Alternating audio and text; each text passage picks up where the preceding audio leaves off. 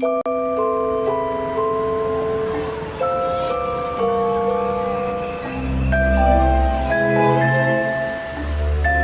ქალაქის პატარა ამბები.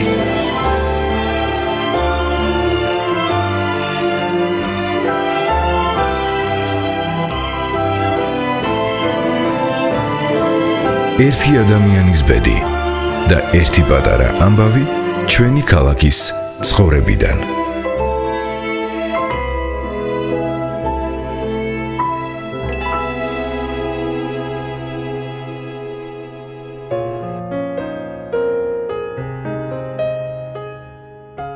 გამარჯობა თბილისო.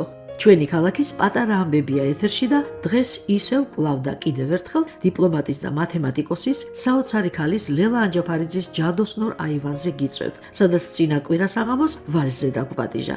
დღესაც იქ ვიკრიბებით მისი ნახატების ვერნის არსზე. ლელას ამბებს ვისმენთ და ვცეკვავთ.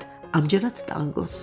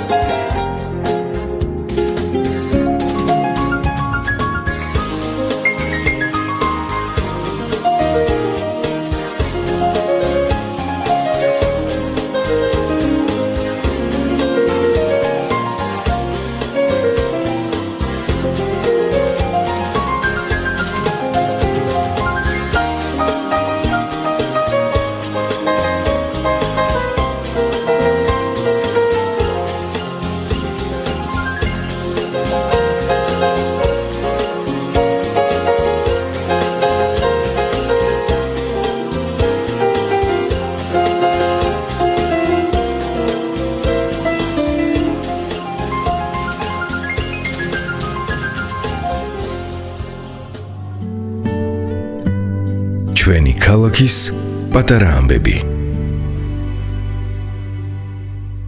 ბიზაშები ზურაბ ანჯაფარიძე ყველაფერში ნიჭიერი კაცი იყო რა. ნუ სიმღერაში თქვენ ციცით ჩემზე კარგად სახეობური ნიჭი ქონდა, იუმორი ხო ქონდა და ქონდა. ოჯახში იყო როგორ იცით სპექტაკლი. ყოველი საღამო ფალიაშვილის ქუჩაზე ეს იყო სპექტაკლი. არავინ არ იცოდა ვინ რას მოიგონებს, მაგრამ გეფიცებით მე პაემანი გამიცდენია რამდენჯერმე. ამაზე უკეთესი რა უნდა მენახა. დასხდებოდნენ რაღაცას იგონებდნენ და საწყალი გალა იყო ყველაზე უბედურ დღეში. იმიტომ რომ ყველას იუმორის გზნობა ქონდა, ამასაც ქონდა, მაგრამ არ ქონდა ანჯაფარიძე და ბარათაშვილისნაირი და სული ჩაგრებოდა, არ ხდებოდა უსხუმრობენ, როდის სერიოზულად ლაპარაკობენ. ბებიაჩები ალექსანდრა ბარათაშვილი ჯერში დავიწყოთ იქიდან რომ მთელი ცხოვრება აყვედიდა ზურიკოს და ჯემალის იმას რომ ბარათაშვილის ქალი ანჯაფარიძეს როგორ გაყვან. ეს იყო მთავარი თემა მაგათი კამათის.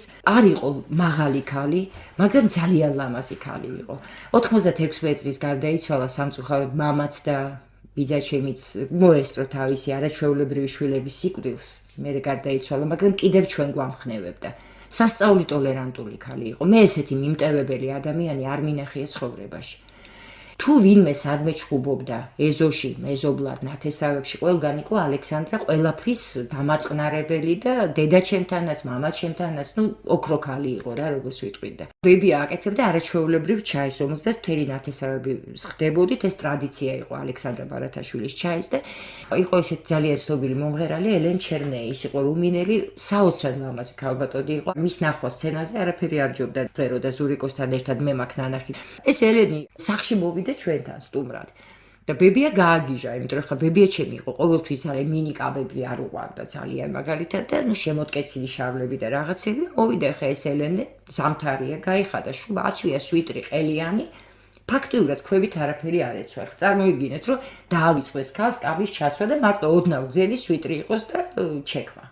გაგიჟდა ხა ბებიაჩემი, გადაირია და უთხრა ზურიკოს რომ არ დავინახო ეს ქალი მეორჯერ ჩემთან მოსული. ხა როგორია ზურიკოსთვის რომ ელენ ჩერნეს რუმინელს გამოსული ქალი მთელი მსოფლიო მოვლილი უთხრას რომ ალექსანდრასთან რომ მოხდა ჩაიცვიო ხო? არა და მეორე დღეს ისე ოთარ თაქთაქიშვილი დაპატიჟებული არაჩვეულებრივი ლივიკა სირაძე სტუმრად ვიღაცეები იქ ფილარმონიიდან კონსერვატორიიდან მთელი შემოქმედებითი ხალხის ფილისის და ბებია მუთხრა იცოდეო თუ მოვა ელენ ჩერნე ისევ ასეო ჩაცმულიო მეო მაგასო სახში არ შემოუშვებო. იღება კარიბი შებოდის ელენ ჩერნე და მეც მახსოვს პატარა კი ვიყავება ისეთი ლამაზი იყო ქურქი აცვია და ქვევით გრძელი კაბა გაიხადა ეს ქურქი შებოტრიალდა და ზურგზე იყო დეკოლტე პირველად ხო ვერ დაინახა ბებიამ და ეხა კიდე ერთი სიტყვა უნდა ვთქვა რა ვქნა და ბებია აუძახა ზურიკოს და უთხრა ისი რას გეტყვი ეხა კარმენი რო ფოზი იყო ვიცოდი მაგრამ ამდენად თუ იყო არ ვიცოდი და მოკალი მაგის დედავატირე ზურიკოს ერთ-ერთი ყველაზე კარგი პარტია იყო ხოზეს პარტია კარმენში და ელენ ჩერნე ლამაზი ქალბატონი იყო ტანფეხი ქონდა განუმეორებელი და ეცო შემოტკეცილი კაბა ბოლოში გაშლილი და პირველ აქტში იქ არის ერთი ეპიზოდი, როდესაც ის ხოზეს არტყავს დანას და ის დანა უნდა ამოიღოს ლიბრეტოს მიხედვით ჩულქიდან. ისებოდა ხალხი მარტო იმისთვის, რომ ენახათ ამ ფეხზე როგორ აიწევს კაბას ჩერნე და ამოიღებს დანას და დაჭრის ზურაბს ხოზეს.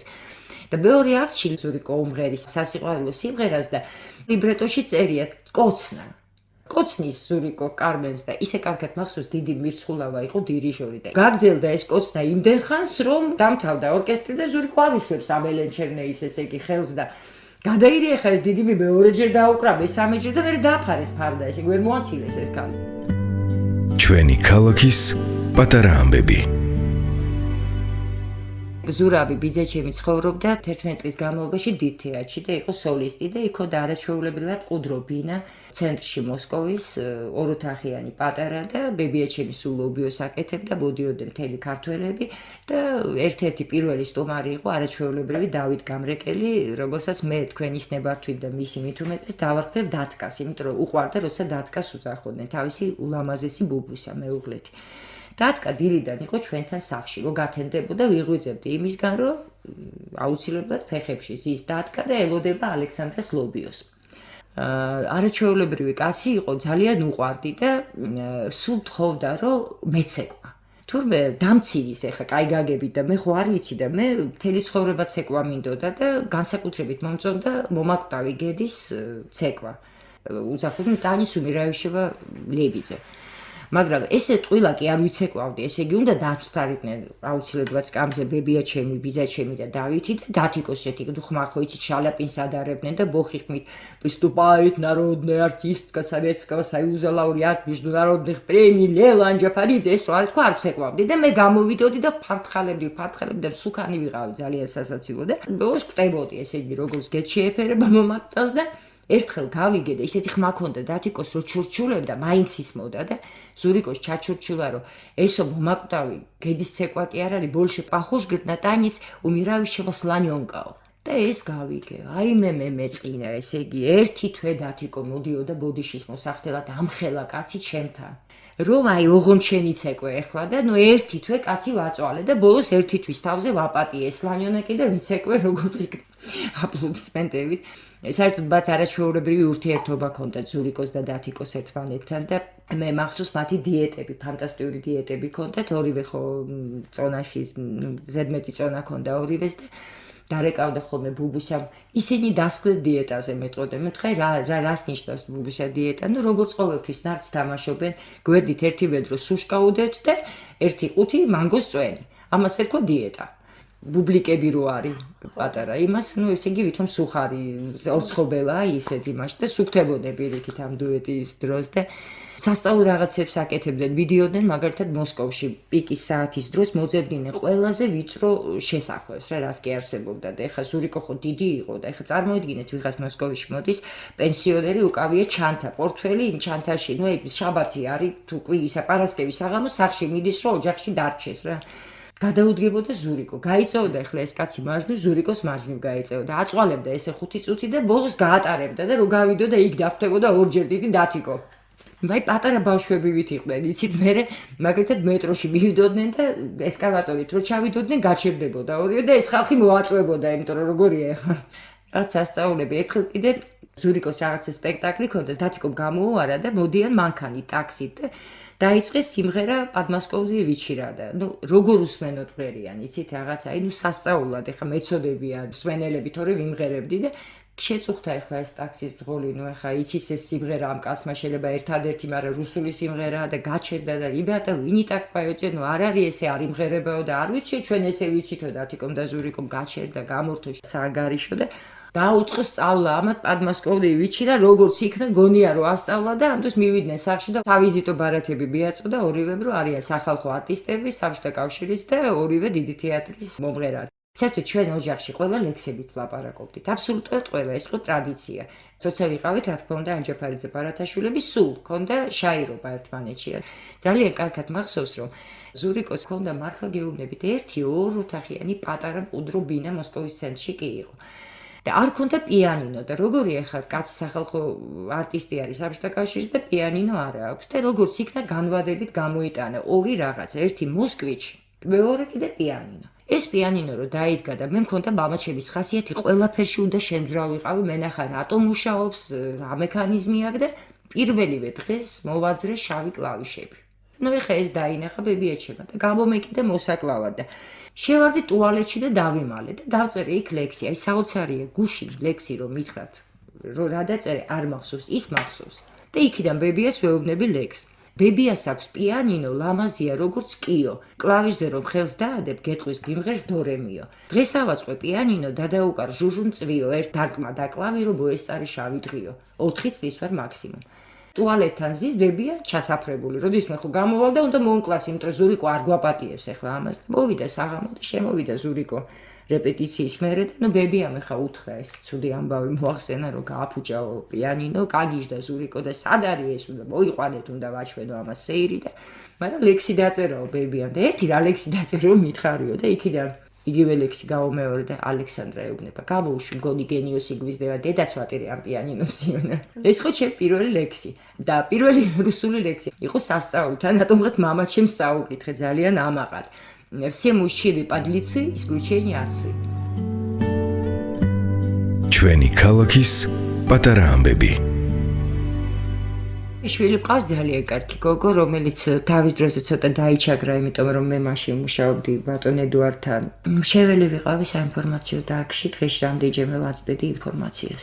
ესეთ სერიოზული სამუშაო მქონდა და ბევრი რამე მასწავლა. მარტო იყო პრაქტიკულად სულ სახში მამაჩემთან ყველაზე მძიმე პერიოდი რო იყო თბილისში, მართლა შიმშილობა რო იყო. და ამიტომ ჩემი შვილი იყო ძალიან დამოუკიდებელი და როდესაც მე მოსკოვში გადავედი საელჩოში სამუშაოდ საქართველოს, სადაც 17 წელი ვიმუშავე და 8 აილში გამოვიცვალე და 2 კონსული. ჩემი ნინა წავიყვანე უკვე იქა და ამიტომ მესამე კლასში იყო იქი და იმის მერე სულ მოსკოვში ცხოვრობდა და ეს დამოუკიდებლობა ქონდა შემორჩენილი და ძალიან პრაქტიკული იყო ყოველთვის. მაშინ უკვე არ მქონდა პრობლემა, რა თქმა უნდა, საჭმლის მოსკოვში და არავინ არ შემშილობდა და მალავდა ხოლმე. იმდენად ქონდა ბევრი რამე გადატანილი თბილისში. მე რა თქმა უნდა, ჩვეულებრივი ცხოვრება დაიწყო, მაგრამ პრაქტიკულობა კარგი გაგებით დარჩა და ბაზარში დადიოდა მარტო ხოლმე, იმიტომ მე არ მესალა საელჩოშიც ისეთი გრაფიკი მქონდა არანორმირებული და ერთხელაც შაბათი დღე არის და ვუთხარი დღეს ψალია რაღაცა არ გამომიძახეს საელჩოში და წავუთქვა ერთად მივიდეთ ნინკა და წავიდეთო, მაგრამ რაღაცა ფეხს ითრევს და გავდივართ ეხლა და იქ მეგრილი ქალები არიან, ვინც სულგუნს ყიდის და რაღაცა ჩამომშოვდა ეს ბავშვი და ეს ქალი მეუბნება, ქალბატონო, მაგი ბავშვი თქვენია?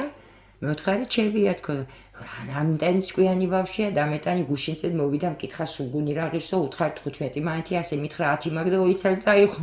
მოსკოვში არის გაზდილი, მაგრამ აი ძალიან ქართველობს. არის იქ რაღაც კანონი სამიგრაციო რომ შეიძლება ვისაც იქ აქვს დამთავრებული უმაღლესი სასწავლებელი და საშუალო დაწესებულება რუსეთის მოქალაქეობა მიიღო, მაგრამ არასოდეს არც უფიქრია. და ფაქტიურად იმან წამომიყვანა იქიდან. ხატვა დავიწყე, რაც ძალიან ცუდად ვიყავი შარშა. ხატავდი ყოველთვის ჩემთვის. არ ვიცი რა ქვია ამ ხატვას, მაგრამ მქონდა უკვე რამდენიმე შემოთავაზება გამოფენის. ზოგჯერ არის ძველ ნახატს ნახავ და ის მაწერინებს ლექს, ზოგჯერ არის პირიქით ძველ ლექს ნახავ და ის მაწერინებს ნახატს. რაღაც შევსებული არ არის ჩემთვის თუ არ არის გამოსახული ნახატში. ვიცი შენს ოთახში დღეს სულ სხვა ქალია. ის ზეწარს გისწორებს ფრთხილად და ბალიშებს. გავიგე ყოფილა ლამაზი ძალიან, მითხრეს რომ გიყვარს და დროდადრო გაგიჟებს და ჩემი ოთახი დღეს ჩაკეტილია, გული გავს წვიმისგან ჩარეცხი ლაფიშა, სისქალით კბილია, ისქალით ფილია, მაგრამ არც იმდენად ჩემთან რომ გაგიშვას. მე გულის ფეთქვამდე მჭირდები ძალიან და ისიც ვიცი რომ არ მოხვალ არასდროს, არც შენი ბრალია, არც ჩემი ბრალია, უბრალოდ იმ ქალმა 3 დღით დამასწრო. დამთავრდა ტანგო, მიწყდა მუსიკის ხმა, სტუმრები დაიშალნენ და ლელა აჯაფარიძის აივაზე სიჩუმე ისადგურებს. მაგრამ ეს საოცარი ქალი მარტო არასდროს რჩება. კომპიუტერი, ლექსები, ნახატები და ზღვა მოგონებები მის მეგობრებზე, ახლობლებზე და ოჯახის წევრებზე. ლელა აჯაფარიძე უნდა იყო რომ ასეთი ამბები გადაგხდეს თავს. ჩვენ ბოლო სტუმრები ვართ, ვემშვიდობები და მის სამყაროში ვტოვებთ. ფატი თევდორაშვილი, მანანა მახარაძე გადაცემით ჩვენი ქალაქის პატარა ამბები. ხმის რეჟისორი ანა გეგენავა.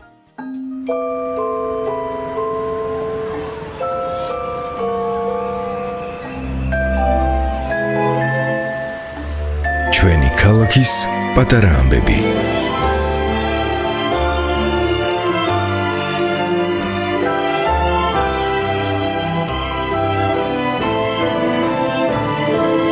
ერთი ადამიანის ბედი და ერთი პატარა ამბავი ჩვენი ქალაქის ცხოვრებიდან.